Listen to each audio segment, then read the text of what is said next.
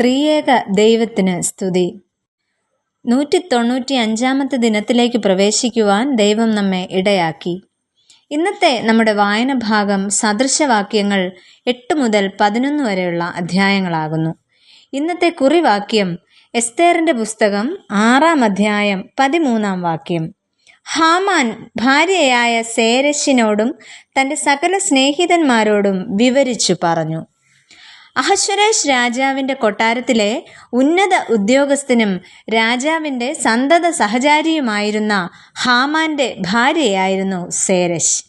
കുടിലതയും വക്രതയും നിറഞ്ഞ സ്വഭാവത്തിന് ഉടമയായിരുന്നു ഹാമാൻ. എന്നാൽ സേരെശും അതിനു കിടപിടിക്കുന്ന സ്വഭാവക്കാരി തന്നെ ആയിരുന്നു എന്ന് നമുക്ക് മനസ്സിലാക്കാം. ഹാമാന് ഉന്നത അധികാരം ലഭിച്ചപ്പോൾ സകല രാജസേവകരും തന്നെ കുമ്പിട്ട് നമസ്കരിക്കണമെന്ന് രാജാവിനെ കൊണ്ട് അയാൾ കൽപ്പന പുറപ്പെടുവിക്കുന്നു. എന്നാൽ ഇവ അനുസരിക്കാതിരുന്ന മൊർദെഖായിയോട് ഹാമാൻ പകയും വിദ്വേഷവും പുലർത്തുന്നതായിട്ട് കാണുന്നു. ഇങ്ങനെ ഈ പക വളർത്തുകയും പ്രതികാരം ചെയ്യുവാനുള്ള നടപടികളിലേക്ക് ഹാമാനെ കൊണ്ടുചെന്നെത്തിക്കുകയും ചെയ്യുന്നതിൽ പ്രധാന പങ്കു വഹിക്കുന്നത് സേരെശ് ആയിരുന്നു. ഈ പ്രഭാതത്തിൽ സേരെശിൻ്റെ ജീവിത രീതികൾ എന്തായിരുന്നു എന്ന് നമുക്ക് ഒന്ന് നോക്കാം. ഒന്നാമതായി, കഴുമരം ഉണ്ടാക്കുവാനുള്ള ഉപദേശം നൽകുന്ന സേരെശ്. എസ്തേർ രാജ്ഞി ക്ഷണിച്ചതിൻ പ്രകാരം രാജാവും ഹാമാനും വിരുന്നിന് എത്തുന്നു.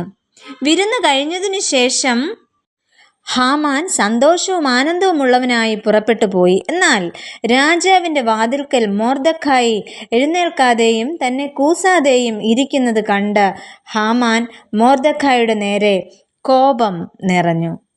അങ്ങനെ സന്തോഷത്തോടെ ആനന്ദത്തോടെ മടങ്ങിപ്പോകുന്ന ഒരു ഹാമാനെ നമുക്കിവിടെ കാണാം.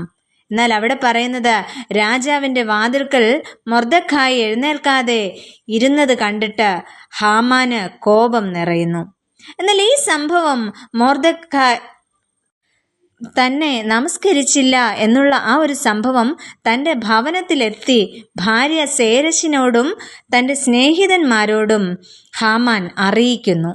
ഇങ്ങനെയാണ് പറയുന്നത്, മൊർദെഖായി രാജാവിൻ്റെ വാതിൽക്കൽ ഇരിക്കുന്നത് കാണുന്നിടത്തോളം ഇതൊന്നും കൊണ്ട് എനിക്ക് ഒരു തൃപ്തിയും ഇല്ല എന്ന് ആണ് അവിടെ ഹാമാൻ പറയുന്നത്. അവിടെ സേരെശിലൂടെ അല്ലെങ്കിൽ സേരെശിൻ്റെ നേതൃത്വത്തിൽ ഉരുത്തിരിഞ്ഞ ഒരു ആശയമായിരുന്നു കഴുമരം ഉണ്ടാക്കുക എന്നത്. രണ്ടാമതായിട്ട്, ഹാമാൻ്റെ പതനം മുൻകൂട്ടി അറിയിക്കുന്ന സേരെശ്. രാജാവ് ബഹുമാനിക്കുവാൻ ആഗ്രഹിക്കുന്ന വ്യക്തിക്ക് ലഭ്യമായ അംഗീകാരവും പദവിയും കിട്ടിക്കഴിയുമ്പോൾ അതു കണ്ട ഹാമാൻ വളരെ അസ്വസ്ഥനാകുകയാണ് ചെയ്യുന്നത്. അവിടെ പറയുന്നത്, എസ്തേറിന്റെ പുസ്തകം 6-ാം അധ്യായം 12-ാം വാക്യം, ഹാമാനോ ദുഃഖിതനായി തല മൂടിയും കൊണ്ട് വേഗത്തിൽ വീട്ടിലേക്ക് പോയി എന്ന്. ഇതും കൂടെ കേട്ട് കഴിയുമ്പോൾ ഇനിയും വരാനിരിക്കുന്ന സംഭവങ്ങളെക്കുറിച്ച് സേരെശ് തൻ്റെ ഭർത്താവായ ഹാമാന് മുന്നറിയിപ്പ് കൊടുക്കുകയാണ് ചെയ്യുന്നത്. ഹാമാന്റെ ഭാര്യയായ സേരെശും ഹാമാന്റെ വിദ്വാൻമാരും കൂടെ ഇങ്ങനെ പറയുന്നു, മൊർദെഖായിയുടെ മുമ്പിൽ നീ വീഴുവാൻ തുടങ്ങി. അവൻ യഹൂദ വംശക്കാരനാകുന്നു എങ്കിൽ നീ അവനെ ജയിക്കയില്ല, അവനോട് തോറ്റുപോവുകയേ ഉള്ളൂ എന്ന്. പ്രിയമുള്ളവരെ, ഹാമാന്റെ മനസ്സിനെ ഏറ്റ ചെറിയ ഒരു ദുഃഖം അത് പരിഹരിക്കുവാൻ ശ്രമിക്കാതെ അതിൻ്റെ ആരംഭത്തിൽ തന്നെ ഊതി കത്തിച്ചതിൻ്റെ അനന്തര ഫലമാണ് നാം ഇവിടെ കണ്ടത്. താണ നിലത്തെ നീരോടൂ, അവിടെ ദൈവം തുണ ചെയ്യൂ. ഞാൻ കുറഞ്ഞു പോയാലും മറ്റുള്ളവരുടെ നന്മ കാണുവാൻ ആഗ്രഹിക്കണം. സഹചരെ കരുതുവാനും അവർക്ക് നന്മ വരുവാനും ദൈവം സഹായിക്കട്ടെ എന്ന് നമുക്കും പ്രാർത്ഥിക്കാം.